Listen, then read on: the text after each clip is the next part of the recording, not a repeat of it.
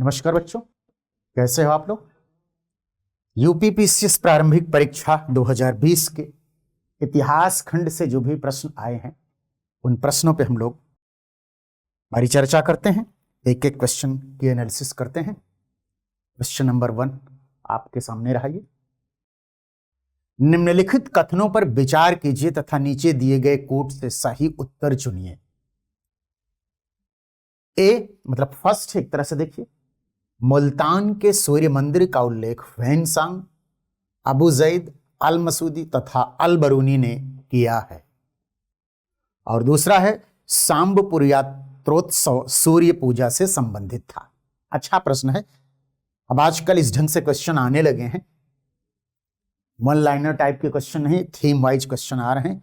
चीजों का विवरण देखें अच्छे से। ए केवल 1, बी केवल 2, सी 1 और 2 दोनों, डी ना तो ए और ना ही 2।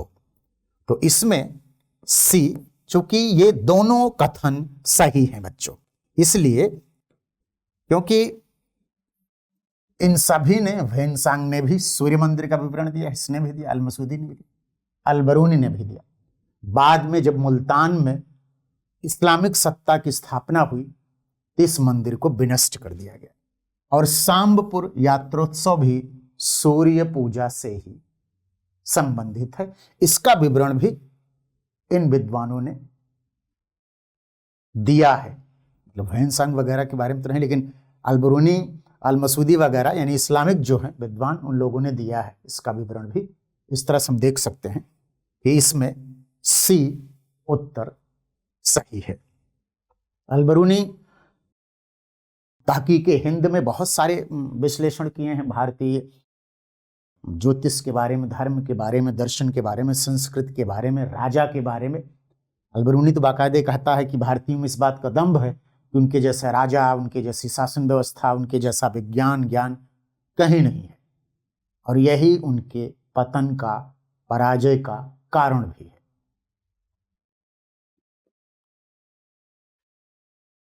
दूसरे क्वेश्चन पर आते हैं। ये मिलान करने वाला क्वेश्चन है। सूची 1 को सूची 2 से सम्मिलित कीजिए तथा सूचियों के नीचे दिए गए कूट से सही उत्तर चुनिए।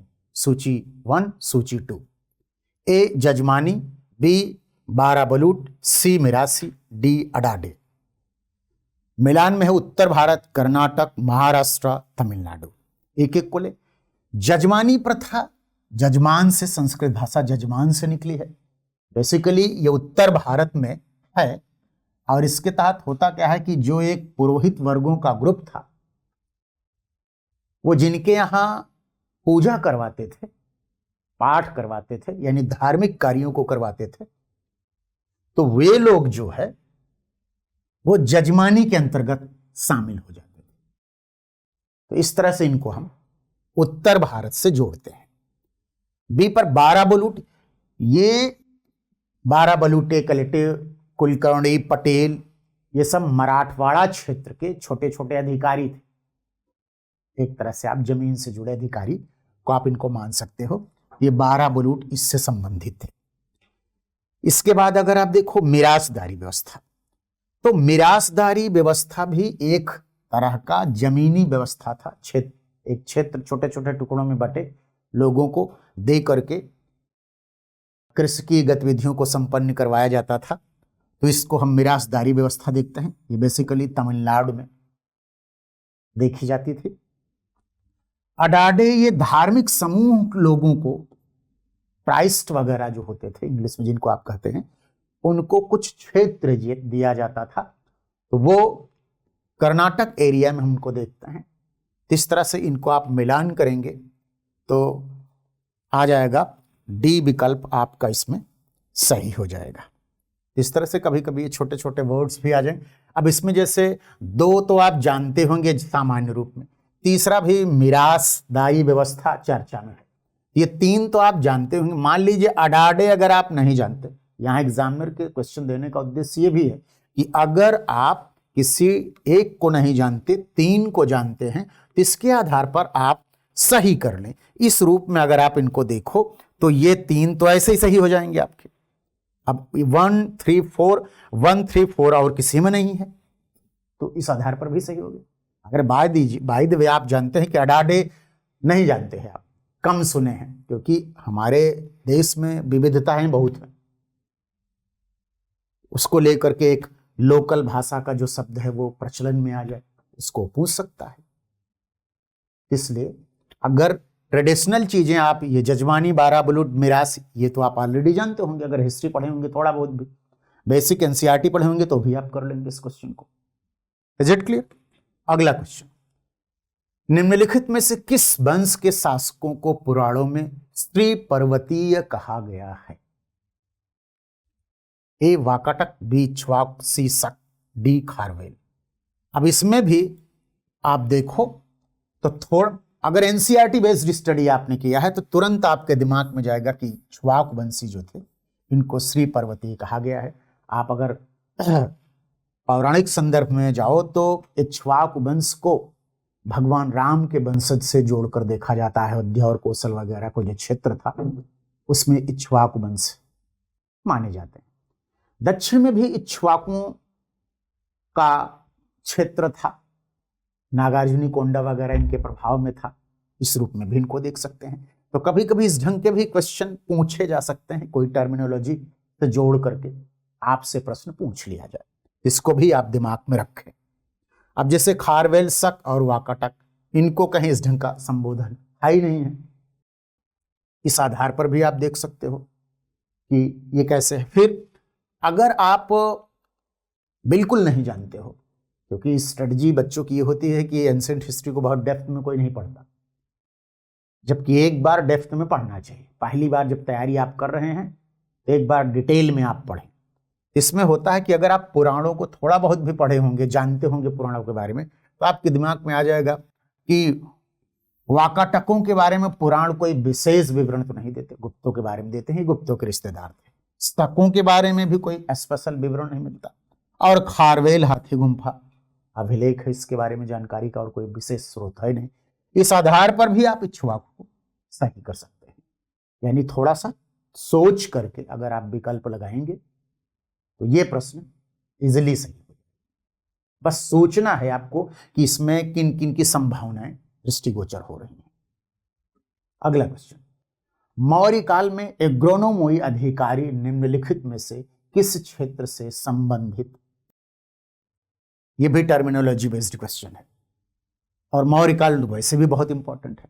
एग्रोनोमोई, स्टोनोमोई अगर आपको याद हो थोड़ा बहुत, तो ये मेगास्थनीज जो है शब्द का इस्तेमाल करता है। वो कहता है कि एस्टोनोमोई जो था, एस्टोनोमोई ये शहर का अधिकारी था, और एग्रोनोमोई जो था ये जिले का अधिकारी था। और विकल्पों पर अगर आप आए तो जैसे माप और तौल, प्रशासन प्रबंधन, मार्ग निर्माण, राजस्व प्रबंधन, तो ये मार्ग निर्माण से भी संबंधित कार्यों को देखता था एग्रोनोमोई। इस तरह से ये मार्ग निर्माण से संबंधित है। माप और तौल से संबंधित जो अध्यक्ष होता था वो पौतवा अध्यक्ष होता था। पौतवा अध्यक्ष जो कौटिल्य के अर्थशास्त्र में जिसका विवरण मिलता है। प्रशासन प्रबंधन को अगर आप देखोगे तो ये कोई किसी टर्मिनोलॉजी को व्यक्त नहीं करता। पूरा जो क्या कहते हैं उसको, जो तीर्थ थे, तीर्थ के अधिकारी ही देखते थे। जो विभिन्न अध्यक्ष थे द्वितीय श्रेणी का मात्य वो देखते थे। द्वितीय श्रेणी के जो होते थे अधिकारी, तृतीय श्रेणी के जो अमात्य होते थे, उन सबको आप देख सकते हो। सब शासन प्रशासन से संबंधित थे। प्रथम श्रेणी के अमात्य, यह भी एक अच्छा प्रश्न है। प्रथम श्रेणी के अमात्य कौन होते थे, यहां मैं क्लियर करना चाहूंगा। प्रथम श्रेणी के अमात्य जो अति महत्वपूर्ण तीर्थ होते थे, जैसे समाहर्ता, युवराज, सेनापति, प्रधानमंत्री, ये सब। द्वितीय श्रेणी के अमात्य, इनके अलावा जो मंत्रिपरिषद के सदस्य होते थे वो होते थे। तृतीय श्रेणी के अमात्य जो कौटिल्य के 26 अध्यक्ष हैं, ये तृतीय श्रेणी के अमात्य होते थे। तो भविष्य में भी प्रश्न आ सकता है आपको, प्रथम श्रेणी के अमात्य, द्वितीय श्रेणी के अमात्य, तृतीय श्रेणी के अमात्य। जिस ढंग से क्वेश्चन पूछ रहा है कमीशन, उस आधार पर आपके दिमाग में होना चाहिए। राजस्व प्रबंधन से संबंधित अगर आप देखोगे तो समाहर्ता विशेष रूप से उल्लेखनीय है। इसके अलावा अगर आप देखो तो राजुक सेटलमेंट अधिकारी के रूप में जाना जाता था। उसके अधीन युक्त होते थे, वो कर्मचारी के रूप में काम करते थे, जिसकी नियुक्ति अशोक ने किया था। इस रूप में भी आप देख सकते हैं। Is it clear? अगला क्वेश्चन, सूची 1 को सूची 2 से सुमेलित कीजिए तथा सूचियों के नीचे दिए गए कोड से सही उत्तर चुनिए। अब ये भी मिलान करने वाला है, मत्स्य, कुरु, सूरसेन, अस्मक। अब इनको आप मिलाइए। 1 में मथुरा, बी में पोटन, सी में विराटनगर, 4 में इंद्रप्रस्थ। तो मत्स्य की जो राजधानी थी वो क्या थी? विराटनगर थी। कुरु की क्या थी? इंद्रप्रस्थ थी। सूरसेन की क्या थी? मथुरा थी। अस्मक की क्या थी? पोटन थी। तो इस तरह से अगर आप देखो, ये 16 महाजनपदों को आपको माइंड में बैठा लेना है, दिमाग में, मैप के थ्रू, उनकी राजधानी के साथ, वर्तमान स्थिति के साथ। ऐसा भी हो सकता है कि कल को ये किसी जिले से जोड़ करके आपसे पूछ ले कि वर्तमान में किस जिले में है। आने वाले समय में ऐसा पूछ सकता है प्रश्न आपसे। अब इसको अगर आप मिलाओगे तो मैंने जैसा कि कहा A3 किस में है? 2 में है। अब इसमें तो A से 1 से नहीं हुआ। कुरु की इंद्रप्रस्थ है यानी 4, तो 3 और 4 आ गया। अब 3 और 4 कोई नहीं, तो इसमें क्या हो जाएगा? सी विकल्प आपका सही हो जाएगा। Is it clear?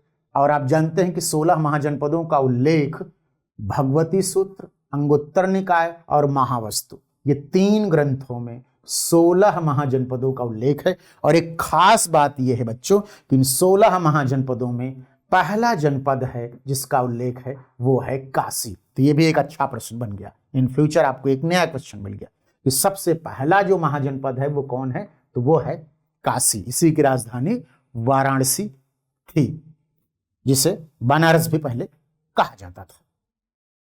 अगला क्वेश्चन, निम्नलिखित में से किस भारतीय पुरातत्ववेत्ता ने पहली बार भीमबेटका गुफा को देखा और इसके शैल चित्रों को के प्रागैतिहासिक महत्व को खोजा? A Madhav Swarup Vats, B S D Sankalia, C B S Wakankar और डी बी एन मिश्र। तो बी एस वाकड़कर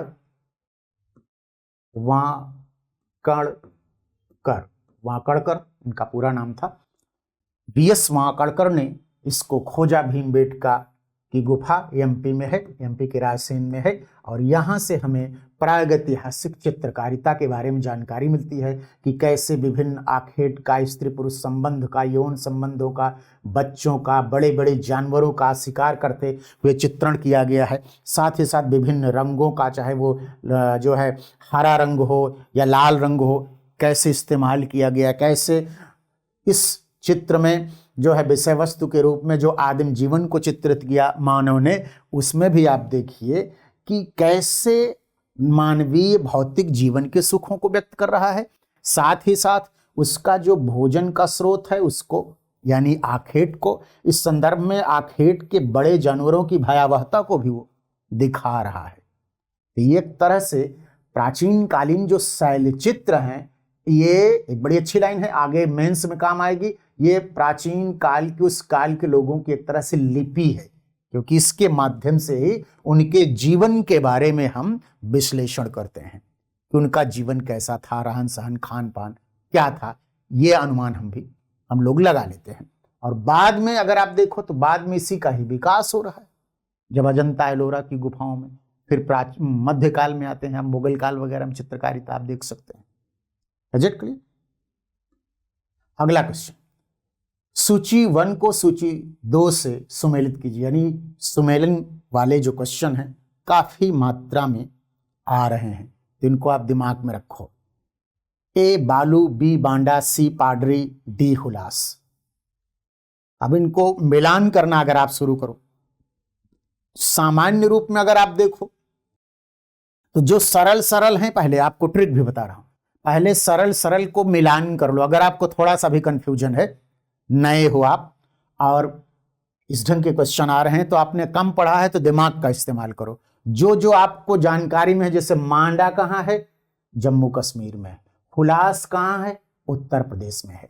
अब ये 2 मिला लिए आप कि बी में 2 और डी में 1, B2 D1। अब जैसे आप B2 D1 मिलाएंगे तो B2 D1 सिर्फ एक में है, यानी आपका डी विकल्प सही हो जाएगा। और ये क्या है बच्चों कि ये विभिन्न स्टेट में जो हड़प्पा सभ्यता के पुरास्थल हैं उनसे संबंधित जो है ये चीजें मिल रही हैं। तो इस आधार पर ए में 3 आप बालू को हरियाणा से सेट कर ली, मांडा को आपने जम्मू कश्मीर से सेट कर लिया यानी B2 आ गया, पांडरी को आप गुजरात से सेट कर लीजिए, इस तरह से आ गया। तो सामान्य रूप में ऐसे प्रश्न देंगे, यहां पेशेंस की जरूरत है। आप पढ़े हैं तो जो पढ़े हैं उसका यूटिलाइजेशन करिए कि आप हुलास पढ़े हैं, आप उत्तर प्रदेश पीसीएस दे रहे हैं तो आपके उत्तर प्रदेश के स्पेशल की जानकारी तो होनी ही चाहिए। तो आपके दिमाग में आ गया कि यार हुलास तो जो है वो उत्तर प्रदेश में सहारनपुर में है, मांडा उत्तरतम क्षेत्र है, इंडस वैली का चिनाब नदी के किनारे है। तो ये 2 आगे तो 2 से ही आपका सही हो जाएगा। इस तरह से आप इसको सही कर सकते हो। अगला क्वेश्चन देखिए, सारा सूची को सुमेलित करने वाले से संबंधित प्रश्न आ रहे हैं, यानी काफी डिस्क्रिप्टिव फॉर्म में चीजों को पूछ रहा है। यानी सतही तौर पर अगर आपने पढ़ा है तो आप प्रश्न नहीं कर सकते, इसलिए आपको बहुत अच्छे तरीके से चीजों को कम से कम उस चैप्टर विशेष का जो मेन कैरेक्टर है वो तो दिमाग में रखना ही होगा। क्वेश्चन को देखते हैं। ए सिंधु घाटी की सभ्यता, बी उत्तर वैदिक समाज, सी ऋग्वैदिक समाज, डी मध्यकाल।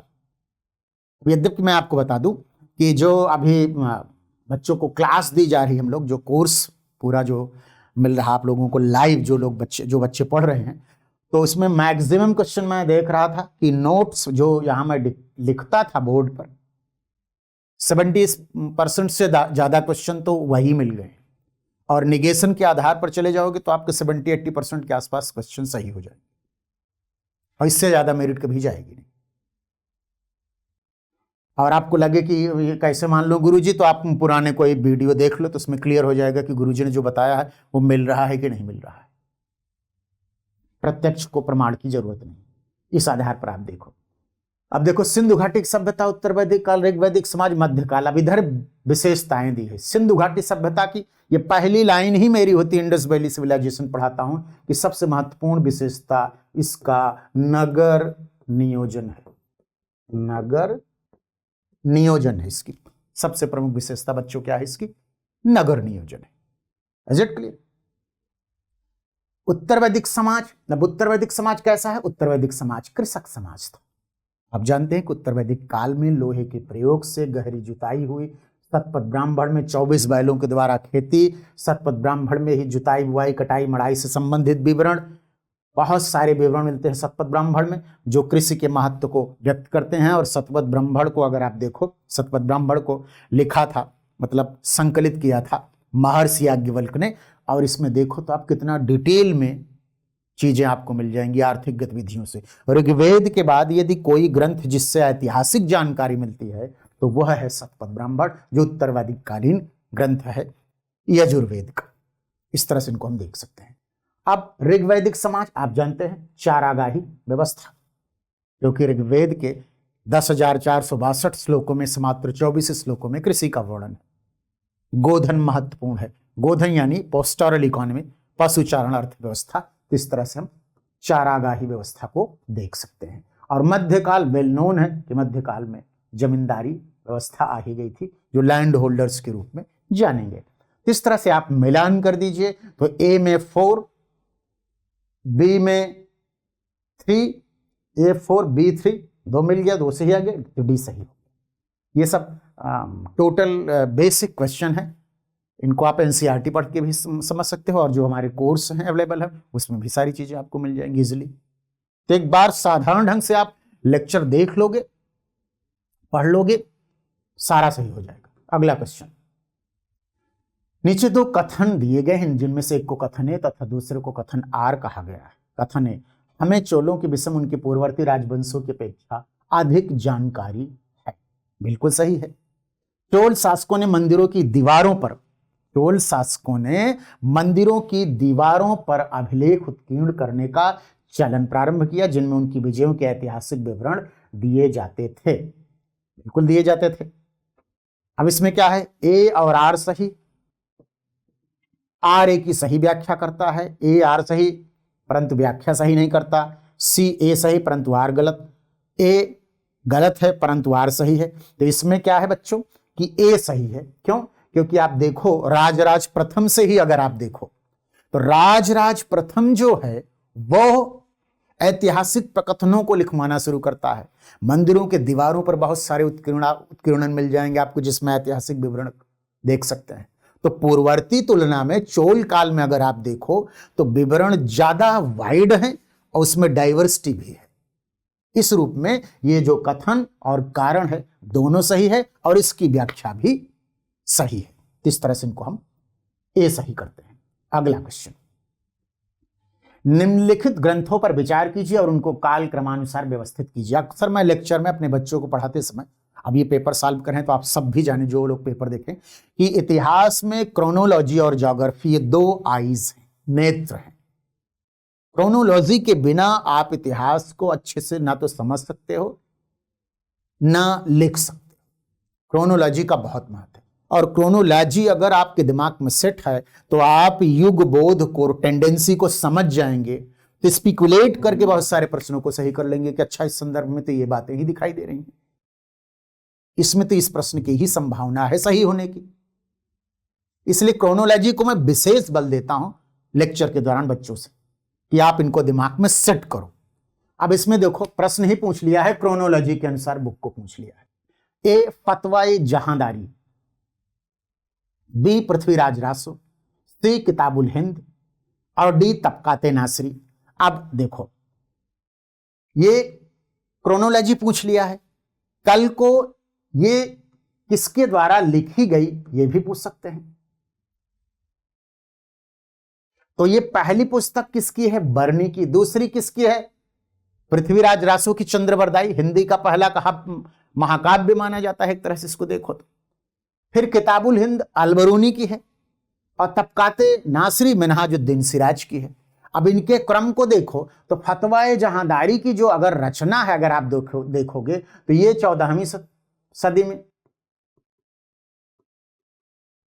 14वीं एडी में लिखी गई है।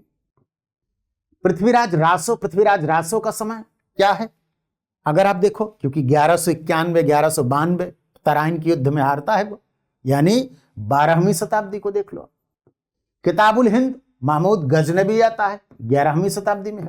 तबकाते नासरी ये दिल्ली सल्तनत का विवरण देता है और ये 13वीं शताब्दी। इस हिसाब से अब देख लो तो सबसे पहले क्या आ गई? किताबुल हिंद आ गई, यानी 3 को लो, 3 को ले लिए। फिर कौन सी पुस्तक आ गई? पृथ्वीराज रासो, यानी 2 को ले लो, 2।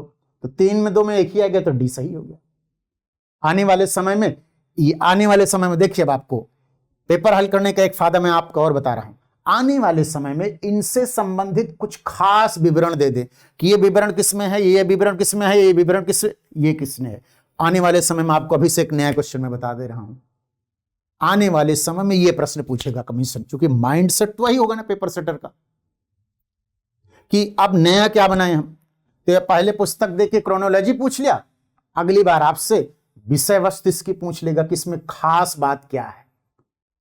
एक की पॉइंट किसी भी पुस्तक का होता है, हर पुस्तक का एक की पॉइंट होता है। अर्थशास्त्र है तो उसमें लोक प्रशासन एडमिनिस्ट्रेशन से संबंधित है। गीता है तो उसमें कर्म दर्शन से संबंधित बातें हैं। इसी तरह से अगर अलबरूनी है तो भारत एक खोज है, भारत के बारे में विवरण देता है। तबकाते नासरी है तो दिल्ली सल्तनत का पहली बार व्यवस्थित इतिहास लेखन शुरू होता है। पृथ्वीराज रासो है तो महाकाव्य है, देखिए ये की पॉइंट, पहला महाकाव्य है एक तरह से हिंदी में। Is it clear? अगला क्वेश्चन, 1687 में जब औरंगजेब ने गोलकुंडा किले पर अधिकार किया उस समय गोलकुंडा का शासक कौन था? देखिए बिल्कुल इजी क्वेश्चन है। अगर आप जरा भी एनसीईआरटी का परिचय देते हुए एनसीईआरटी को आपने पढ़ा है या जो प्रिंटेड मटेरियल अवेलेबल है उनको आपने पढ़ा है, इजिली सही कर लेंगे क्वेश्चन, कहीं कोई कॉम्प्लेक्सिटी नहीं है। अब देखो इसमें विकल्पों पर, ए अबुल हसन कुतुब शाह, बी सिकंदर आदिल शाह, सी अली आदिल शाह, डी शाइस्ता खान। थोड़ा भी दिमाग का इस्तेमाल करेंगे आप तो सही कर लेंगे। अब इसमें आप देखो कि ए है सही,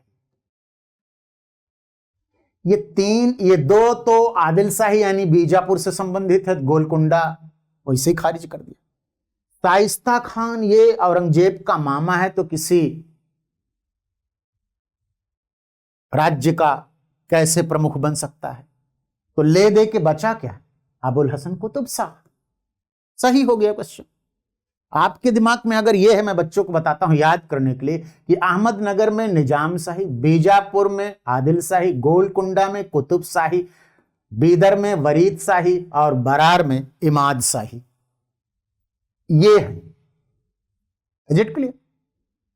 इनके द्वारा अगर आप सेट कर लो माइंड में कि ये राजवंश मैंने आपको बता दिया, तो वैसे ही खारिज कर दो। ये दो विकल्प तो वैसे खारिज हो गए। शाइस्ता खान अगर थोड़ा भी एक बार आपने स्टडी किया ईमानदारी से तो आपके दिमाग में आ गई, तो ये शाइस्ता खान तो मामा था, औरंगजेब इसको दक्कन भेजा था, ये सो रहा था पुणे में, तभी शिवाजी महाराज ने इसके ऊपर अटैक कर दिया था, इसका अंगूठा कट गया था, इसका पुत्र फतेह का मारा गया था, इससे बड़ी बेइज्जती हुई मुगलिया वायसराय की और शिवाजी की प्रतिष्ठा बढ़ी।